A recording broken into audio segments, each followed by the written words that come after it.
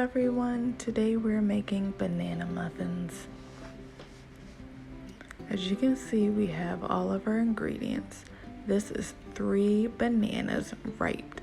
As you can see in the video, that's what they look like. And then we'll add 1/3 cup of butter.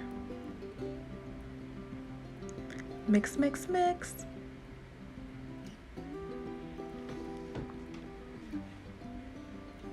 Then 1 large egg.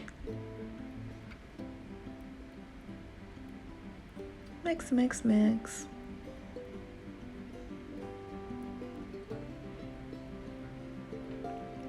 Then we'll be adding 1/3 cup sugar. Mix, mix, mix.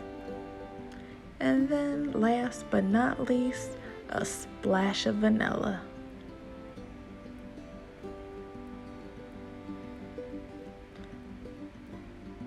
And mix, mix, mix. Now after this, we will be adding our dry ingredients, which is 1 1/2 cup flour and 1/2 teaspoon of salt, 1 teaspoon baking powder, and 1 teaspoon baking soda.